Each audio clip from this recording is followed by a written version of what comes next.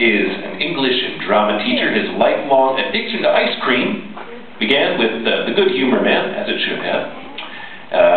And he might be the only person in the world who grew up, it says here, with his mother telling him to talk with his mouth full at the table because otherwise, she stated, with your father at the table, you'll never be able to get a word in edgewise.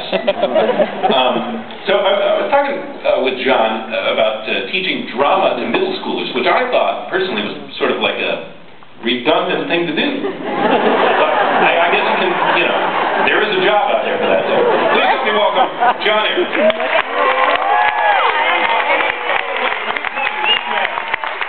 Today turns 55 years old.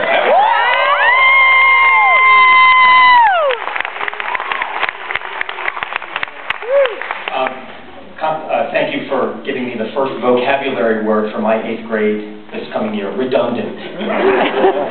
Thank you. In the summer of 1962, I was 8 years old, and I loved playing in the neighborhood, particularly those couple of hours, 2 or 3 hours right after dinner time until dark. And I grew up just inside the Baltimore city line in Mount Washington on Crest Road. And Crest Road, rising up from Cross Country Boulevard and stretching out to Green Spring Avenue, right smack in the middle of my neighborhood was the Triangle. Those of you who grew up in Baltimore neighborhoods perhaps know of this Triangle. An island of grass bordered by cement curb with the streetlight, lone streetlight, rising up from the middle. So much of what we did in my neighborhood revolved around that triangle.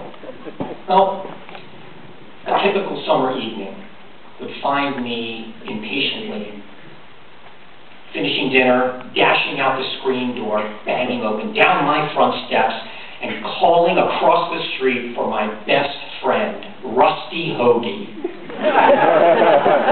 Yeah, Charles Henry Hoagie was his real name. His father nicknamed him Rusty for his fiery orange-reddish hair and freckles. Rusty and I would grab our bikes and race around the triangle 2, 3, 4 times. Eventually, we'd tear off up Ridgedale toward Arden and out of the neighborhood. Well, my mother and Mrs. Hoagie in particular must have gotten tired of calling for us with their voices. Mrs. Hoagie put up a rebar triangle on her front porch, a la the real McCoys. Call us back into the neighborhood. We were good. We come bombing back down Ridgedale, put our bikes on the curb of the triangle and start into any number of games. One of our favorites was war. Rusty had Tinker Toy cans full of those little green soldiers. Remember the soldiers? The helmet here? One guy like this. We put those soldiers, tucked them in between the grass and the cement of the triangle, line them up around the telephone pole, the street light. But the best part were the dirt bomb grenades. Picking up dirt, clumps of dirt off the ground, jam them in my pockets. Great grenades.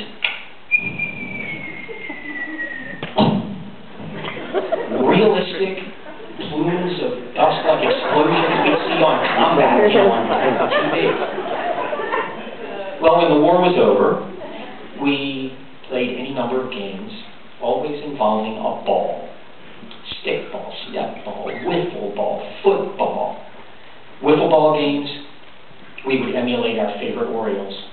Gus Triandos behind the plate, Chuck Estrada, Milt Pappas lining up on the mound, Jackie Brandt going deep into center field for a fly ball, and of course, everybody wanted to be Brooks Robinson, diving for a line drive and landing across the third base bag.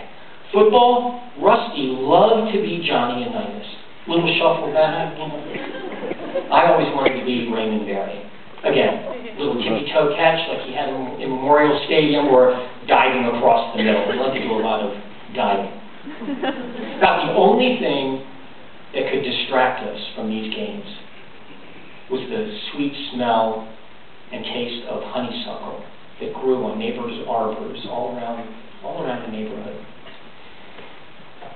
It wasn't long in these evenings before dusk would settle in and the good humor man would make his last run up Crest Road. He'd park right next to the triangle. And I remember the frozen mist billowing out of the back of his truck as he approached me with my favorite ice cream, the Rocket.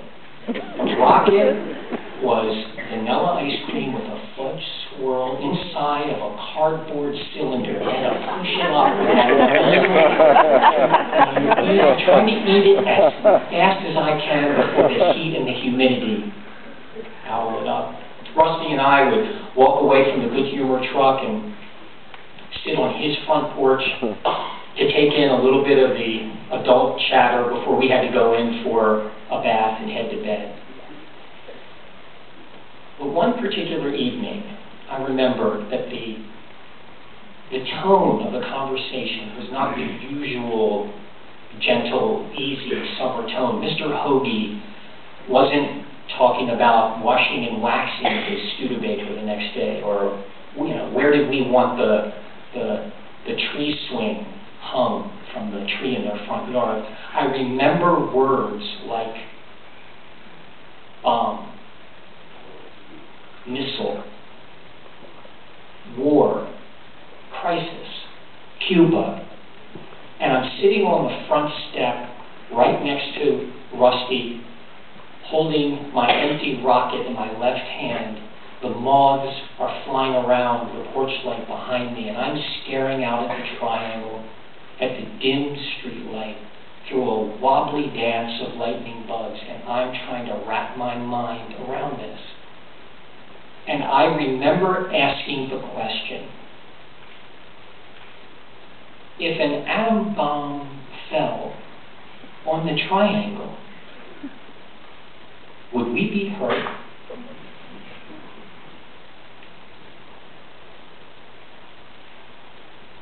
I've never forgotten that question since the time that I asked it, but I don't remember anybody answering it.